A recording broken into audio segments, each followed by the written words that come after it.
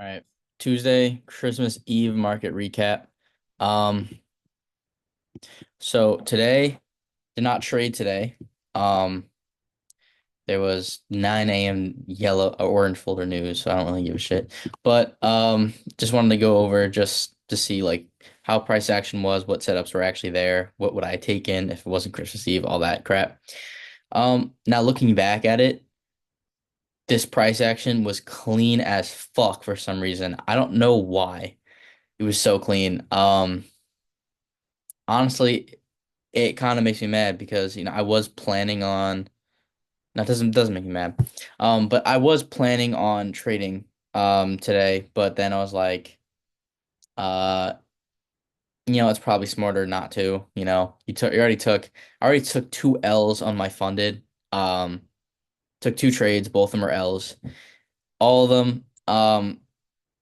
It's because of December. Like all the L's is kind of December price action. I got unfortunate break even. That should have hit because December price action. So Christmas Eve, I didn't expect it to be clean. But apparently it was. But right now, for me, the goal is just to not trade, and I will be waiting all the way up until not this Thursday, but the next Thursday, January 2nd to trade. At least on the fundeds. So, there's that. Maybe Thursday, Friday might be somewhat clean. It depends. Like if we get a day like this, I might trade. I don't know. We will see. Um, but yeah, so just going over price action, right? Um, we are we swept out this high and we're just inside of these imbalances basically. So really like I would rather be short bias. I'd rather us displace as soon as that high got hit. But if we're long bias, you just wait for a deep retrace and then you long it. That's what happened here. We tapped into this was a 50-minute gap or not 50 minute, 30-minute gap. Um, we get close to it and then we actually tap it and then we get displacement out of it. Um, basically I want to see this gap get inversed. This displacement is probably enough. But just because we had that one big candle and two of these candles, not really enough for me. But as soon as we get this candle where we displace that much, open up this fair value gap, I would say that this is one of them where I would put like a limit order inside of a fair value gap, just because I'm waiting for this to be inverse, right? And it gets inverse, but it get inverse like way too high. It's too close up there. Actually, I wouldn't have taken this because it swept out this high first. If it didn't sweep out this high, I would put my limit inside of this gap, stops down here, and TP wherever, hold it wherever. Yeah, so then we displace above this high, so we're probably gonna go higher. Get this 5-minute gap tap right here. Also this big for value gap, this is gonna hold 9 times out of 10. Just not my strategy where I enter a limit off of that. Um, but like this flip, like coming into that 1-minute gap is nice. Something like that is not bad. But I don't really take those. But we get a tap, we get an inverse right here. Um, it's a little it's not what I prefer. This is the type of price action I prefer. We slowly kind of trickle down into this. We tap into, I believe this is a 50-minute gap, and then you get a clean inverse. Like this is super clean. I'm taking this 10 times out of 10. Stops, I would probably put it there. Uh, if you want to just go 1 to 1 or at least 1 to 2, like that's pretty easy.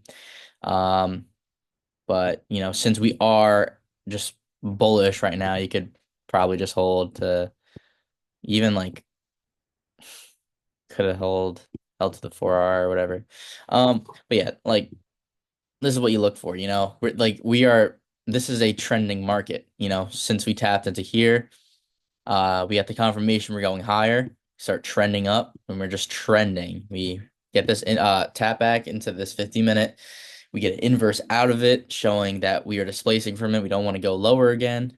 And yeah, we can start chopping a little bit. And then we tap into, I believe this was an hourly gap. and we get an inverse out of it. Now, this trade is something I would take again. Take that inverse, stops down there. Honestly, I'll bring it up to like probably here. If you just took it to the high, nice, easy 1-to-1. Honestly, it would have been a pretty good add position. I'm not gonna lie, because I believe on the should be a 2-minute gap or something. Oh no. Maybe it was like on ES. It held the gap a little bit better. I'm not sure. Yeah.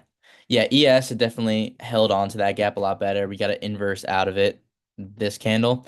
This is where you would add on to your position, bring your stops like here or something like that, and yeah, just ride it to the highs. When you do that, right, if you added double, let's say you're risking 250 and now you're risking 500, you're risking the same amount, but you're also getting double.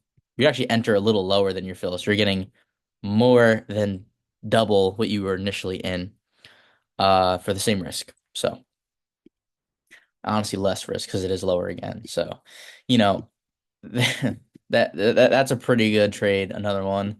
And then yeah, early market close. So, but like, bro, it's Christmas Eve, early market close. You shouldn't be trading that. There are gonna be plenty of opportunities for you to, take advantage of, and it's just like today, just not the day where you should be on the charts, risking profits or you know. So that's that. Honestly, I said I might trade Thursday, Friday. I lied. I'm not gonna be trading Thursday, Friday.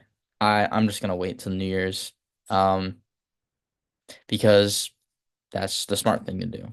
And I want to get a payout on that, and I already missed out on Christmas Eve, bro. I'm not just gonna start trading in the middle where I shouldn't necessarily be trading. I should wait till New Year's. So even if there are good setups, I'm not gonna take them because it's not the time to take them. There's plenty more time in the future. So for now, no trades until January 2nd. And yeah.